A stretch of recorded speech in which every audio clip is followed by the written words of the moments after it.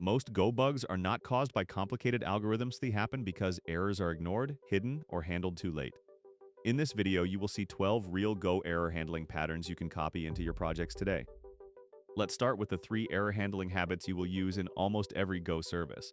Return errors, add context, and classify expected failures. A server should reject a bad port before it tries to start.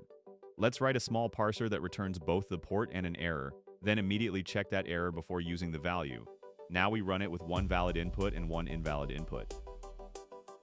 Let's break down the result. The first call returns a usable port and nil, while the second returns 0 plus an error. Because we branch on error first, the invalid value is never treated as a real port. Now let's show the best practice. Handle an error directly after the call that returns it.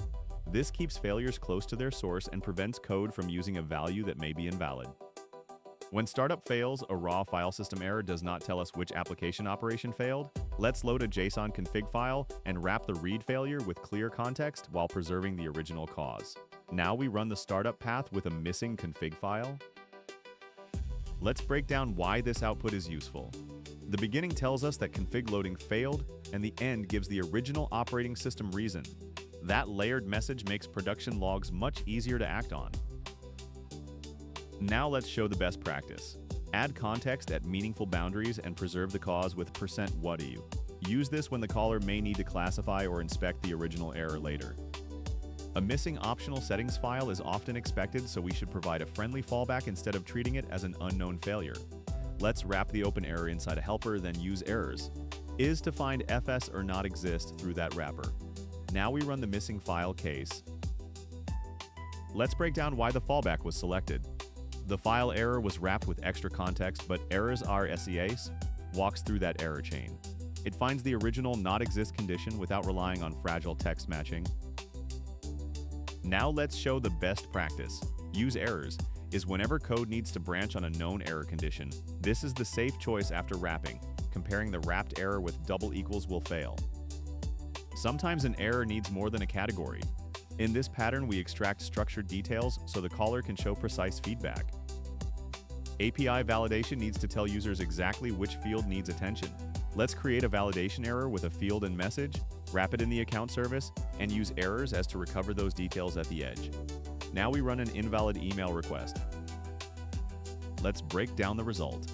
The service added its own context, but errors.As still reach the typed validation error that gives the caller the field name and message separately, which is perfect for an API response or form UI. Now let's show the best practice. Use a typed error when callers need stable data, such as a field, code, or retry delay. Use plain text errors when a message is enough, but avoid forcing callers to parse text for program logic. For errors that callers must reliably classify, define a small and intentional public contract. Let's see that with duplicate usernames. Registration needs a predictable way to report that a username is already in use. Let's define one sentinel error in the repository. Wrap it with service-level request context, and let the caller classify it with errors.Is. Now we register the same username twice. Let's break down what happened. The first registration stores ADA successfully, and the second returns the same sentinel error from the repository. Even after the service wraps it, errors.As lets the caller choose a clear duplicate user's name outcome. Now let's show the best practice. Keep sentinel errors few and export them only when callers must make a decision. Use them for stable conditions like duplicate data, but do not create a new sentinel for every possible failure message. Good error APIs help callers fix problems quickly. Let's start by returning every independent validation issue in one response. A sign-up form can have several independent problems, so making the user fix one field per request is unnecessary. We validate every field, append each failure to the slice, and combine that slice with errors.Join. Now we run the script and see all 3 actionable messages together. Let's break down why this works. Errors.Join creates one error value while preserving the individual failures, and its message displays each one on a new line. That gives the client everything needed to correct this request in one pass. Now let's capture the best practice. Aggregate errors when failures are independent and the caller can fix all of them together. Validation is a great fit. Do not use aggregation when the first failure makes later checks meaningless or unsafe.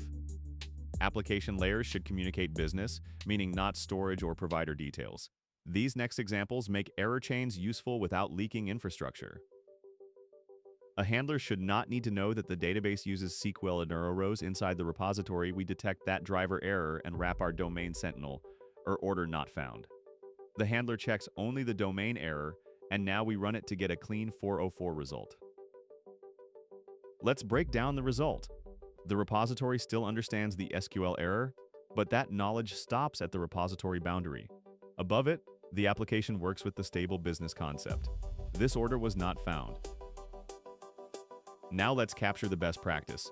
Translate infrastructure errors at the layer that understands the infrastructure. This keeps services and handlers independent of a particular database or vendor. Apply this pattern to repositories, message queues, payment providers, and remote APIs. When a payment fails, the original timeout is useful, but we also need to know what the application was doing. The repository, service, and handler each add one short operation label with %WSSS. Now, we run the code and read the complete path to the failure. Let's break down this chain. Read it from left to right.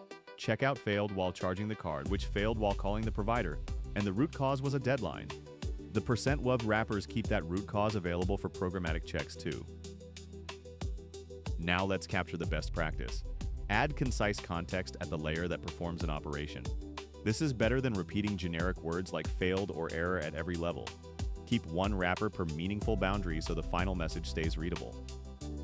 Concurrent code needs a clear way to stop unnecessary work and surface the right failure. These examples use context as the signal that coordinates shutdown. A slow service call must stop when its HTTP request no longer has time left. Our fetch function receives context first and selects between finishing its work and receiving CTX.Is. Now we run it with a tiny deadline so the timeout path wins. Let's break down why the timeout message appears. The context deadline expires after 10 milliseconds while the simulated fetch needs 100. Returning CTS or preserves whether the caller canceled the request or its deadline expired. Now let's capture the best practice. Make context the first parameter of functions that can block. Pass that same context to database calls, HTTP clients, and worker operations. This gives the original caller control over the lifetime of all downstream work. Generating report sections in parallel is useful, but continuing after one critical worker fails wastes resources. Error group with context gives every worker one shared cancellation signal, and each worker returns its own error safely. Now we run 3 workers. Summary succeeds, charts fails, and the slow details worker notices cancellation. Let's break down the output. The summary worker finishes, then the charts worker returns the real failure. That cancels the shared context. The details worker exits cleanly, and wait reports the charts error that explains what actually went wrong. Now let's capture the best practice. Use an error group when concurrent jobs belong to one request or one unit of work. Make every worker cancellation aware by selecting on CTX.Is or passing the context downstream. This prevents coroutine leaks and returns the first meaningful failure. Next, we are handling unreliable dependencies. The goal is to retry only temporary failures while keeping every retry bounded and cancelable. A flaky third-party API should not make us retry every error blindly, because invalid requests and permanent failures will never recover. Let's build a sender that recognizes a temporary error, limits itself to 3 attempts, and doubles the delay after each failure. Now we run the script and watch the 2 retries before the successful 3rd attempt. Let's break down why this works. The temporary interface is checked with errors.As, so this can still work when the original error has been wrapped. The loop stops on a permanent error, on the final allowed attempt, or as soon as the context is canceled. Now let's show the production-safe approach. Bounded retries are the best choice because they protect both your service and the dependency that is already failing. Apply this pattern only to proven transient errors, set attempt and time limits, and keep the context in control of cancellation.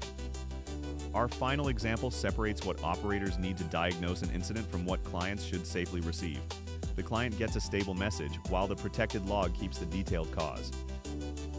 When a payment provider fails, callers need a stable message while operators need the actual cause.